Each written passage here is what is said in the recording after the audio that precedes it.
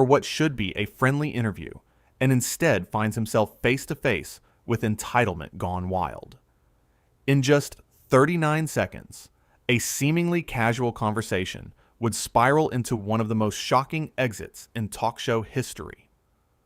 Seth Meyers sat behind his desk with that warm smile audiences had come to trust over the years. The cameras were rolling. The studio audience was buzzing with excitement. Meghan and Prince Harry walked onto the stage with a wave that seemed friendly enough at first glance. The crowd applauded, and Seth stood to shake his hand.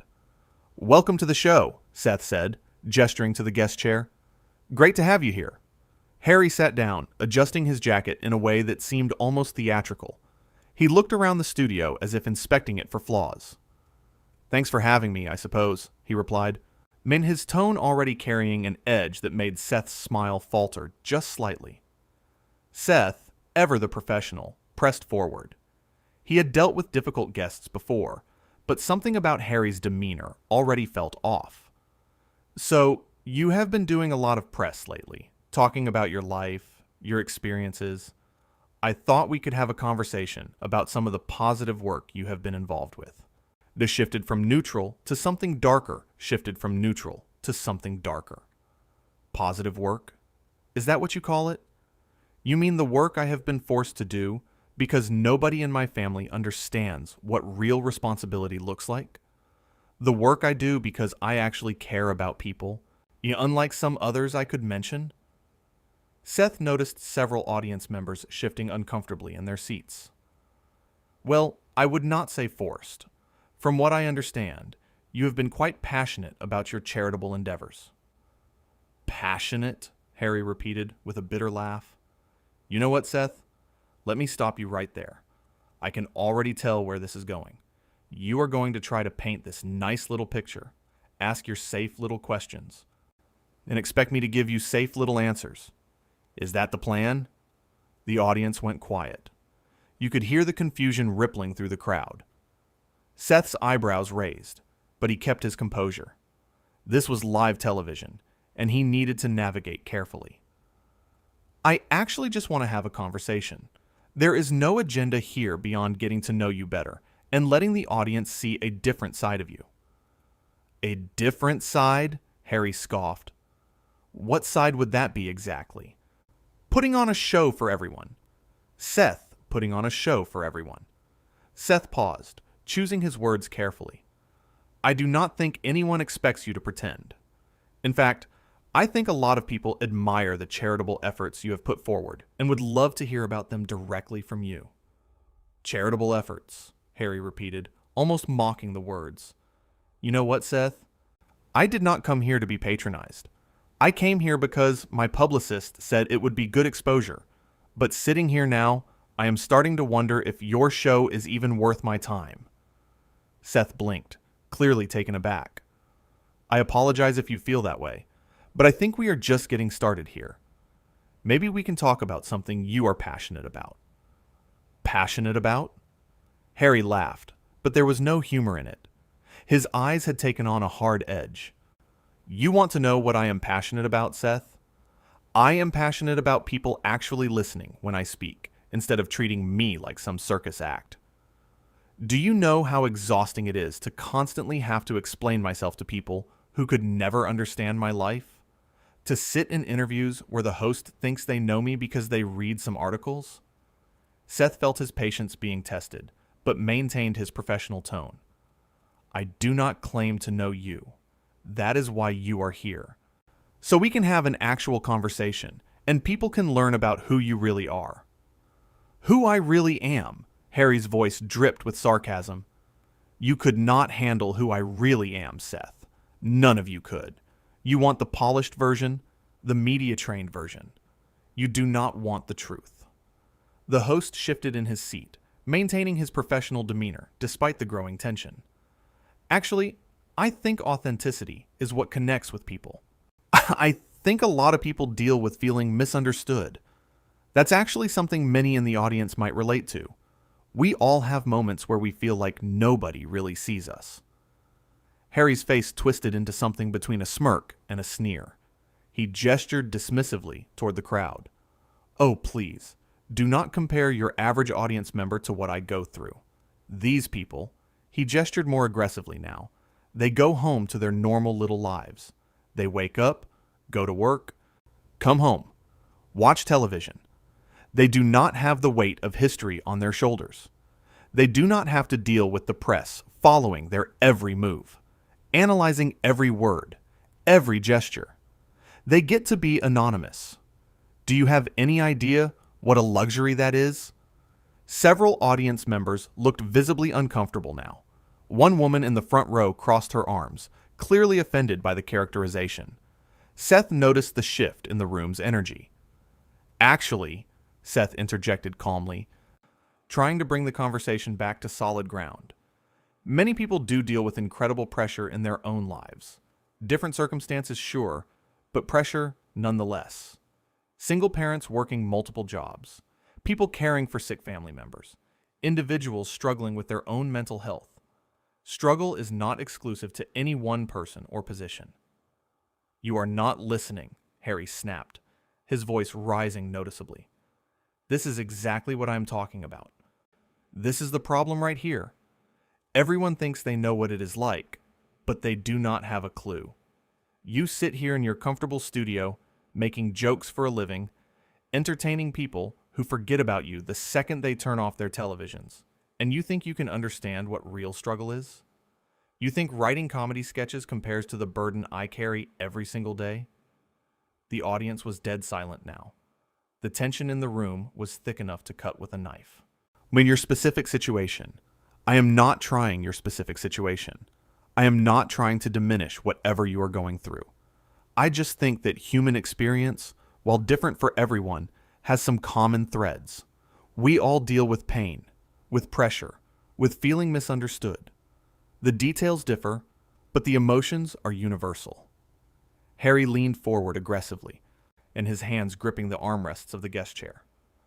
Common threads? Let me tell you about common threads, Seth. The common thread is that everywhere I go, people like you try to minimize what I have been through. You want me to play nice, smile for the camera, pretend everything is fine so your audience feels comfortable. You want me to be palatable, digestible, easy to consume. Well, I am done with that. I am done shrinking myself to fit into other people's comfortable little boxes. Seth could feel his own patience wearing thin, but he refused to match Harry's hostility with his own. I have not asked you to pretend anything, Seth replied firmly. I invited you here for a conversation, a real conversation. If you would rather not have one, if you would rather sit here and attack me and attack the audience, that is your choice. But do not pretend this is me forcing you into some box. You walked in here with this attitude. My choice? Harry's voice rose. That is rich coming from someone who has had everything handed to him. You think you earned this show? You think you are here because of talent? Please. You are here because you fit into a system that props up mediocrity. The audience gasped audibly. Seth's expression hardened, though he still maintained control. That is quite an accusation from someone who was literally born into royalty. Harry shot up from his chair. How dare you? How dare you throw my birth in my face like that? You have no idea what it is like to be born into a cage, to have your whole life planned out before you even take your first breath. Sit down, Seth said firmly, his voice cutting through the tension. If you are going to be on this show, you are going to show some basic respect. Respect? Harry laughed bitterly. You want to talk about respect? Where was the respect when you booked me on this show and then tried to make me look foolish? Where was the respect when you compared my struggles to some random person in the audience? Seth stood up now, meeting Harry eye to eye. I have been nothing but respectful to you since you walked onto this stage. You are the one who came out here with an attitude, dismissing the audience, insulting me, and acting like the world owes you something. The world does owe me something, Harry shot back. After everything I have been through, after all the sacrifices, after the way I have been treated by my own family, yes, the world owes me basic human decency. Basic human decency goes both ways, Seth countered. You cannot walk onto someone's show, insult them, insult their audience, and then claim you are the victim here. Harry's face flushed red. Victim? You think I am playing the victim? You really do not get it, do you? None of you get it. I came here thinking maybe, just maybe, someone in this industry would actually understand. But no, you are all the same. You pretend to care, you pretend to listen, but really you just want me to perform like a trained animal.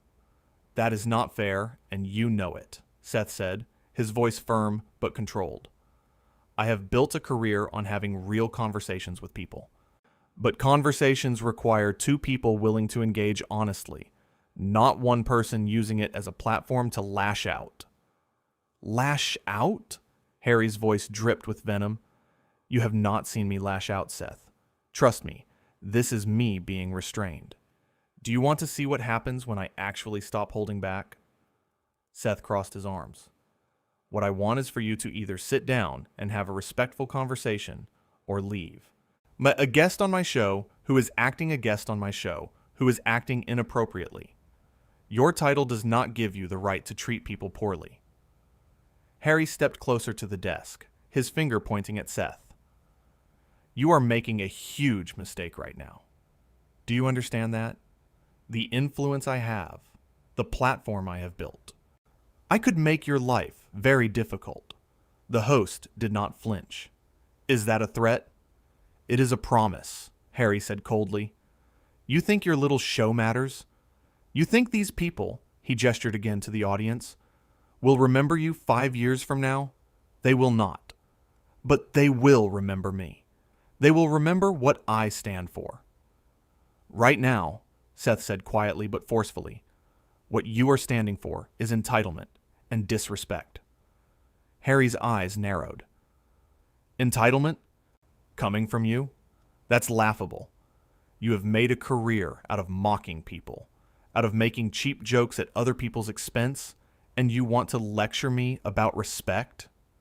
There is a difference between satire and personal attacks, Seth responded, and right now you are crossing every line there is. Lines? Harry scoffed. I do not care about your lines.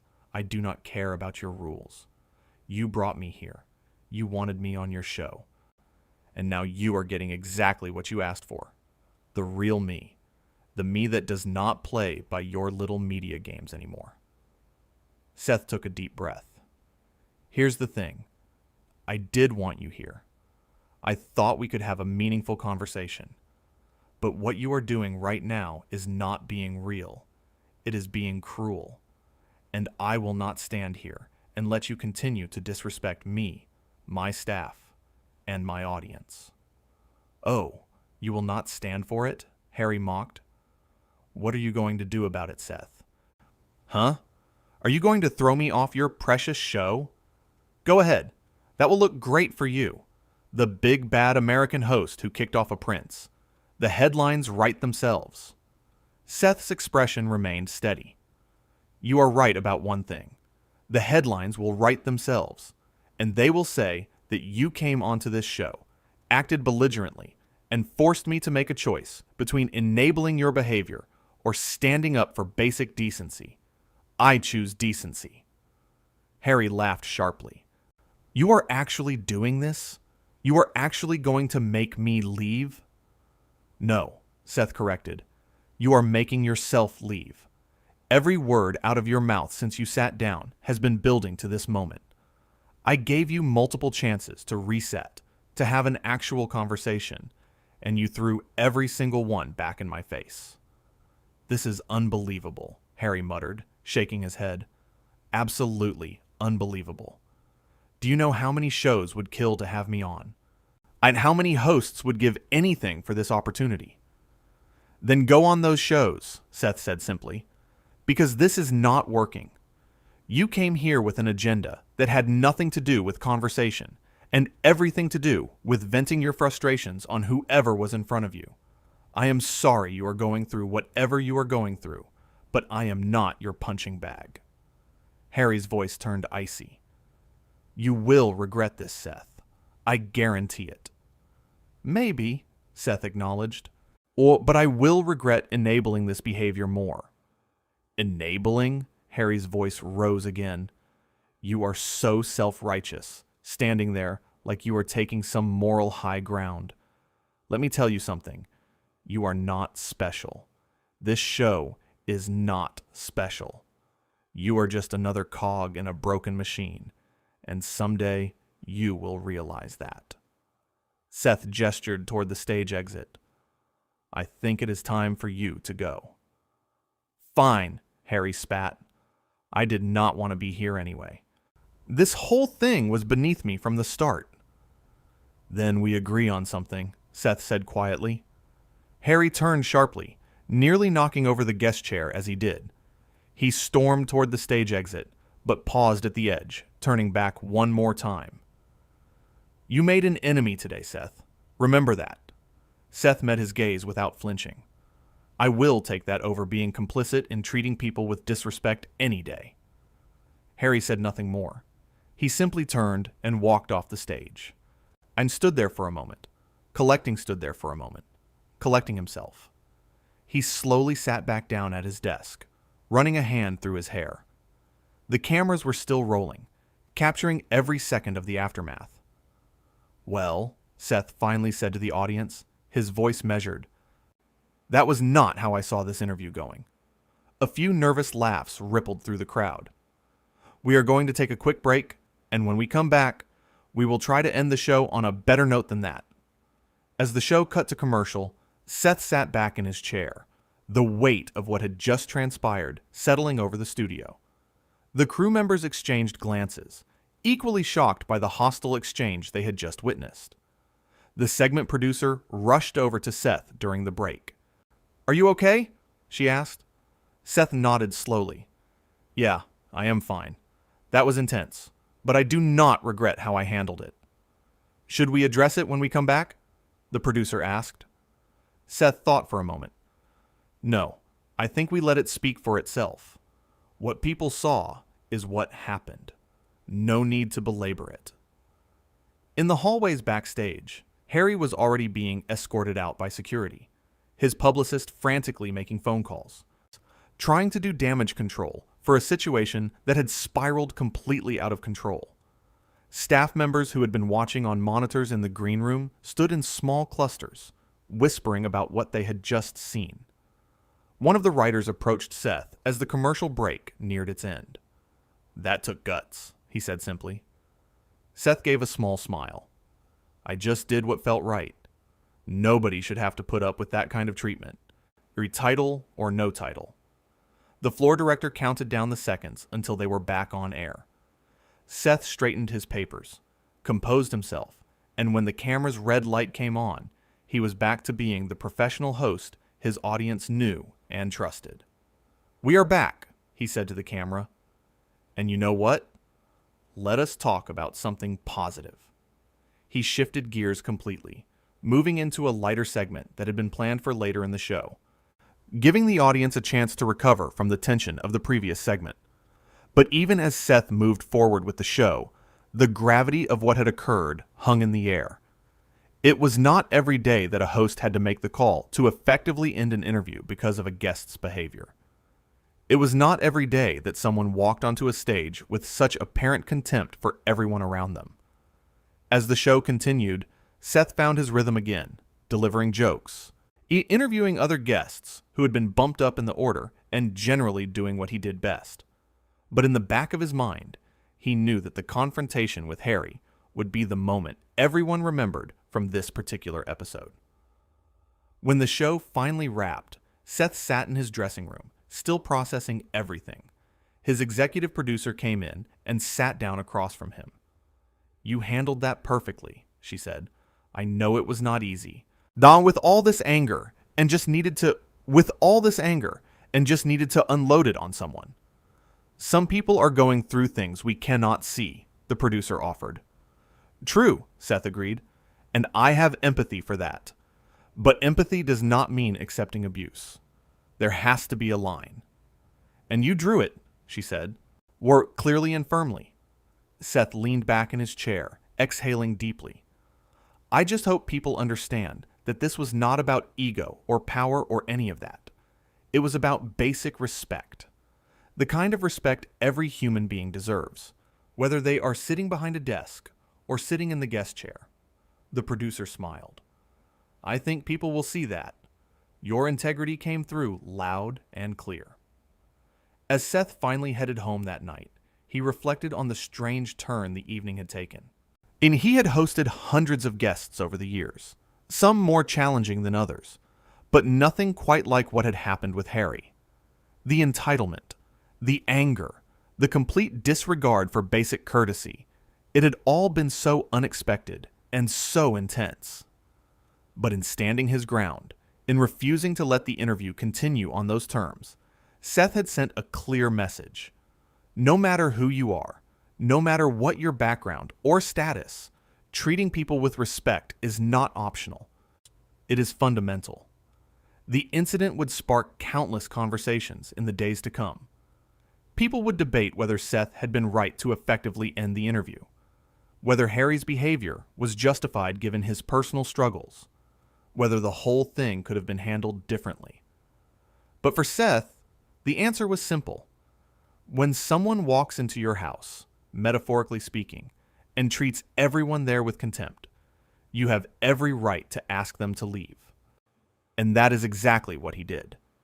The confrontation lasted less than 15 minutes from start to finish, but in that short span of time, it became a defining moment. A moment that showed what happens when entitlement crashes headlong into integrity. When someone expects deference simply because of who they are, rather than earning respect through how they behave. Seth had always believed that his show should be a place for genuine conversation, for laughter, for connection. And while he was willing to navigate difficult topics and uncomfortable moments, he was not willing to let it become a venue for someone to simply unleash vitriol without consequence. As the night drew to a close and the studio emptied out, the ghost of the confrontation still lingered in the air. The chairs where both men had stood their ground sat empty now, but they had been the stage for something that transcended a typical celebrity interview gone wrong. It had been a test of character for both men. For Harry, it revealed someone struggling with anger and entitlement, someone who had come to the table not seeking dialogue, but seeking a target.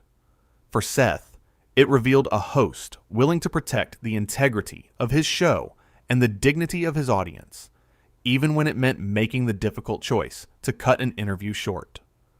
The studio lights eventually went dark. The crew went home, and the building fell silent. But the echo of what had transpired would reverberate far beyond those walls, a reminder that respect is not something that can be demanded or assumed. It must be given freely and reciprocated genuinely. And when that social contract breaks down, sometimes the only response is to walk away, or in this case, to ask someone else to leave. Seth had made his choice, and in doing so, had drawn a line that needed to be drawn. A line that said some behavior is simply unacceptable, where regardless of who is engaging in it. And while the confrontation had been uncomfortable, even painful to witness, it had also been necessary. Because at the end of the day, a talk show is built on mutual respect between host and guest, between the people on stage and the people watching. When that respect evaporates, when one party